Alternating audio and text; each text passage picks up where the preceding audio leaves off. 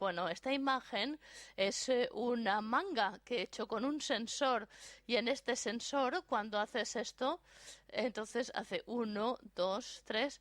Cuando haces esto dice adiós y si haces esto, estas luces, hay 4 luces electroluminiscentes y destellan y hacen a veces destellar la ropa. La parte interesante de esto es que un sensor puede tener diferentes gestos y los gestos pueden tener diferentes valores para distintas personas, el mismo gesto. He estado trabajo durante los últimos 10 años pensando cómo demostrar que la inteligencia artificial puede ser fiable, robusta, natural en situaciones naturales y a veces peligrosas, porque de hecho lo que dice la gente, lo que sentimos en el perfil es quizá lo que ellos quieren que tú entiendas, lo que ellos hacen es mucho más honesto. Entonces yo creo que los sensores que captan información implícita de una persona van a ser mucho más fiables, un indicador mucho más fiable de lo que queremos hacer y no que queremos hacer. Además no distrae tanto.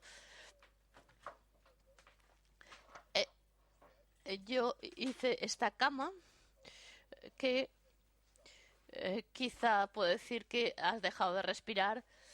Para mí, yo tenía un brazo y este brazo tenía un problema debido a un ligamento que durante 10 años estaba continuamente dañado. Entonces pensé en fisioterapia, en esto, en lo otro.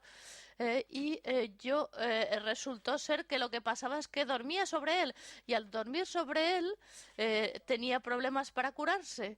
Y cuando dormía sobre él lo volvía a dañar. Así que en cuanto dejé de dormir sobre él, se arregló él solo. Y después hicimos una máquina de ejercicio con un ordenador incorporado que sabía dónde estabas y utilizábamos una red personal para diseñar cómo animar a hacer distintos ejercicios. Te podía decir, no, porque ayer hiciste esto y entonces tienes que hacer lo otro, o no te conviene hacer tanto porque ayer hiciste demasiado. Hay diferentes posibilidades para integrar los sensores en este escenario. Y en el Media Lab tengo tantas cosas distintas entre campos para demostrar que trabajamos en entornos normales, incluso en el sector del automóvil, incluso en algo básico y así sucesivamente. La idea de un sensor virtual es esta idea de que hay un modelo de lo humano y la tarea y el sistema. Y esto ha sido dinámico. Puedes hacer que el sensor sea útil. Hablaremos de esto más tarde. Y entonces lo que probablemente ya sabían es este puntero en medio del teclado. Y yo pensé que iba a ser un proyecto simple, muy pequeñito, pero lo que me di cuenta es de que este dedo tiene mucha representación. Es muy bueno utilizar esto para tratar de comunicarse porque tenemos tanta experiencia con un lápiz, con los lápices, que realmente las cosas para lo que lo utilizamos después de hacer una buena superficie de control, de lo que hablaré durante un minuto. En John Hopkins hicimos punteros en una herramienta de laparoscopia y debido a que esto reconoce cómo deshacerse del temblor que tengas en la mano, el médico puede controlar la cámara sin tener una persona adicional controlando la cámara para realizar la cirugía laparoscópica. Y yo me estaba imaginando que los que son ciegos les gusta este dispositivo porque es más controlable para ellos. En primer lugar, no se cae de la mesa y hace lo mismo siempre. Y la gente que no tiene brazos también le gusta mucho y eso sí que me sorprendió. ¿Y qué es lo que pasa con este dispositivo? No solo que está en el centro del teclado, esta idea fue fundamental porque significa que no tienes que mover la mano cuando estás escribiendo para señalar algo. El punto de seguimiento es 25% más rápido que un ratón, incluso para seleccionar. Entonces puedes escribir, seleccionar y no tienes que sacar las manos del teclado.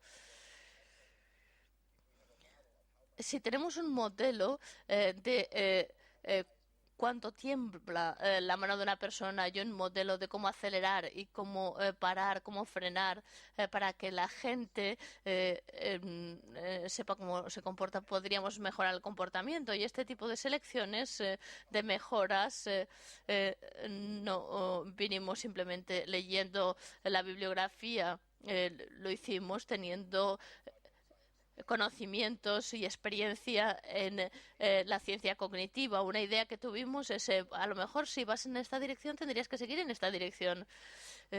Son patrones y bueno, resulta que no, que era peor, porque nosotros le llamamos momentum, reduce tu control porque tienes que ir, parar y volver. Entonces son cuestiones de inercia. Entonces empiezas a tener una inercia negativa y las imágenes aquí nos muestran una imagen de qué es lo que yo siento a este respecto. Cuando empiezas a empujar, si va más rápido de lo que quieres, es la línea verde. Cuando intentas parar, entonces lo ves aquí en este punto cuando es difícil de parar y esto solo ya conseguimos en esta aceleración y este frenado un 50% de mejora y entonces ahora voy a mostrarles que el modelo cognitivo puede resultar de mucha ayuda.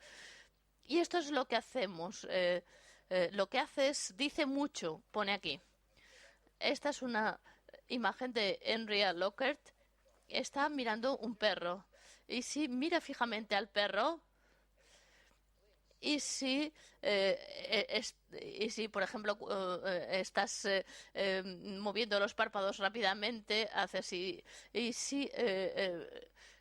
si mira hacia un lado, se relaja porque no hay confrontación. Así que he trabajado con diferentes sistemas de seguimiento del ojo, de la retina. Aquí tenemos solo una foto con luz infrarroja, porque de hecho yo puedo saber si estás parpadeando muy rápidamente porque el reflejo desaparece.